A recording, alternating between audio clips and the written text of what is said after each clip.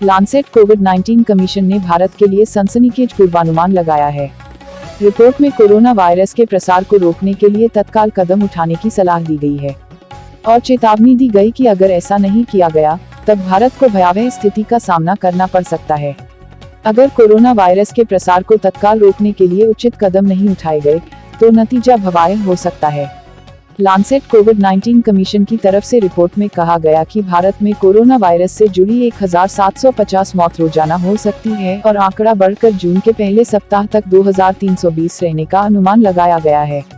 दिल्ली में कोरोना के मामलों में तेजी से हो रही वृद्धि को देखते हुए मरीजों के लिए बड़ी संख्या में बेड्स तैयार किए जा रहे हैं। अब Defence Research and Development Organisation Delhi airport के पास कोविड सुविधा वाली 500 बेड के अस्पताल की व्यवस्था करने जा रहा है। इससे पहले फरवरी में एयरपोर्ट के पास कोविड मरीजों के लिए 1000 बेड की व्यवस्था की गई थी। अब इसी जगह पर फिर से 500 बेड का अस्पताल बनाने जा रही है। यहां पर सोमवार से मरीजों को भर्ती करने की व्यवस्था शुरू हो जाने की संभावना है। नोएडा गौतम बुद्ध नगर में कोरोना वायरस कहर बरपा रहा है। बड़ी संख्या में मरीज कोरोना वायरस का शिकार हो रहे हैं। कल यहां कोरोना संक्रमण के 493 नए मामले आए हैं और मरने वालों की संख्या 101 तक पहुंच गई है।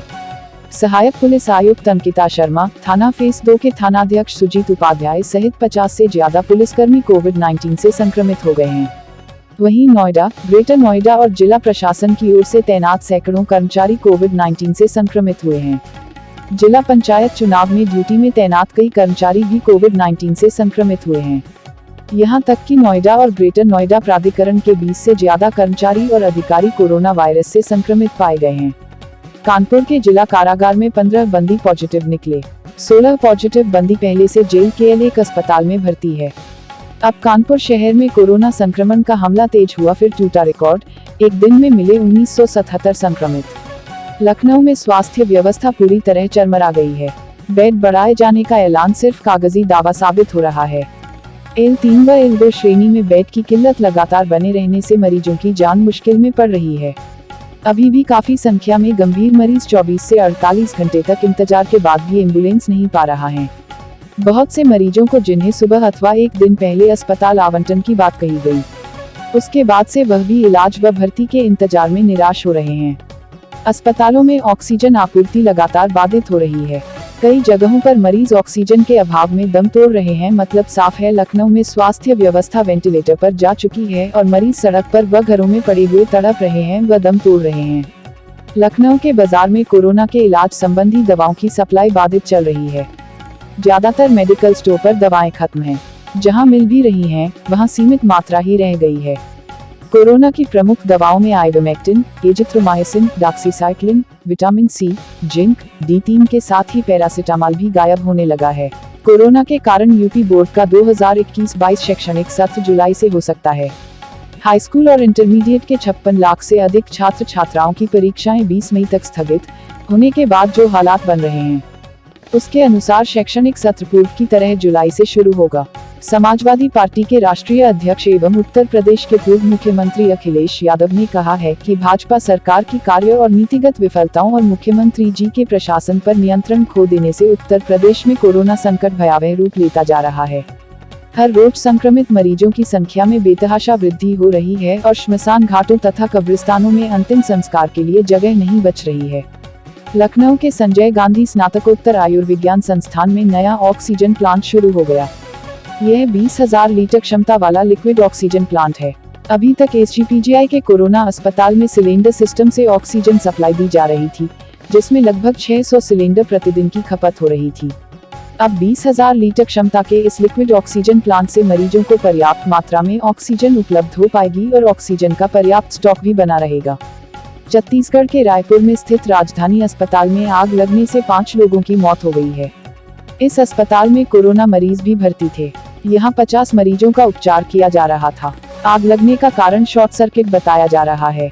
उत्तर प्रदेश लोक सेवा आयोग के चेयरमैन डॉक्टर प्रभात कुमार 1 साल 9 महीने के कार्यकाल के बाद सेवानिवृत्त हो गए।